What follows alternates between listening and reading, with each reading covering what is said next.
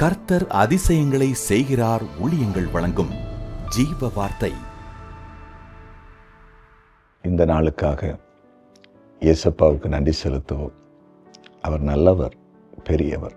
உங்கள் வாழ்க்கையில் எவ்வளோ நன்மைகளை செய்திருப்பார் கொஞ்சம் யோசிச்சு பாருங்களேன். அந்த நன்மைகளுக்காக நன்றி செலுத்துங்களேன்.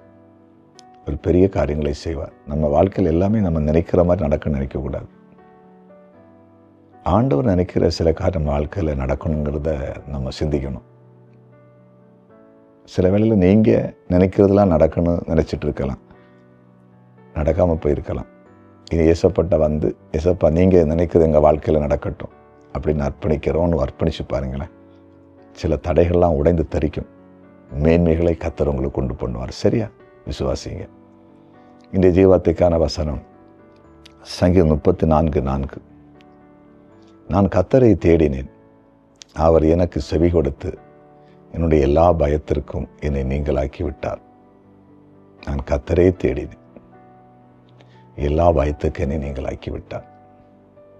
கர்த்தரை தேடுகிற ஒரு அனுபவம். ஆண்டவரை தேடணும். இன்னைக்கு நம்ம படிச்சிட்டோம். ஒரு வேலைக்காக எவ்வளோ தேடுகிறோம். வேலை எங்கெல்லாம போகிறோம்.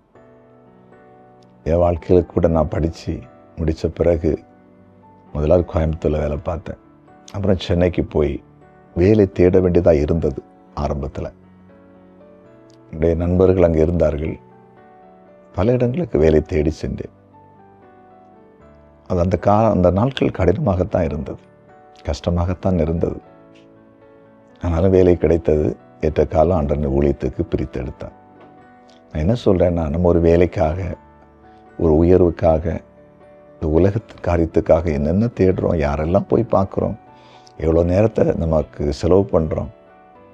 ஏசப்பா தேடுறோமா? ஆண்டவரை தேடுறனா என்னது? ஆலயத்து போவது. ஆண்டவரை தேடுறனா என்னது? தேவ சமத்தில் உட்காந்து பைபிள் படிக்கிறது. ஆண்டவரை தேடுறனா என்னது? முழங்கால் படிட்டு ஜெபிப்பது. ஆண்டவருக்கு நேரம் ஒதுக்குறது தான் தேவனை தேடுறது. அது நம்ம வாழ்க்கையில் இருக்குதா? ஆண்டவர் ஒரு நாள் எவ்வளோ டைம் கொடுக்குறோம்?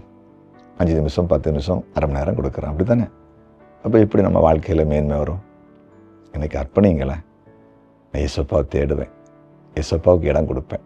உங்கள் வாழ்க்கை கண்டிப்பாக மேன்மை அடையும். சரியா? ஜெபம் பண்ணுவோமா? ஜெபிக்கலாம். ஆமாம் ஆண்டவரே, கர்த்தரை தேட உடைய பிள்ளைகள் நேரம் ஒதுக்கட்டும். ஆராதனைக்கு நேரங்களை ஒதுக்கட்டும். ஜெபத்துக்கு டைம் எடுக்கட்டும்.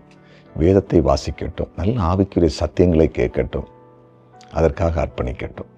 குறிப்பாக இன்றைக்கு வியாதியினால் கஷ்டப்படுகிற ஒவ்வொருவருக்கும் சுகத்தை கொடுங்க. விலகின கட்டுகள்லாம் நிர்மூலமாகி போகணும். ஆசீர்வாத தடைகள் உடைந்து தரிக்கணும். பிசாசுடைய கிரிகள் அழியணும். கடன் பாரங்கள் விலகணும். நல்ல வேலை உங்களுடைய பிள்ளைகளுக்கு கிடைக்கணும். நல்ல தொழில் வளர்ச்சி உண்டாகணும்.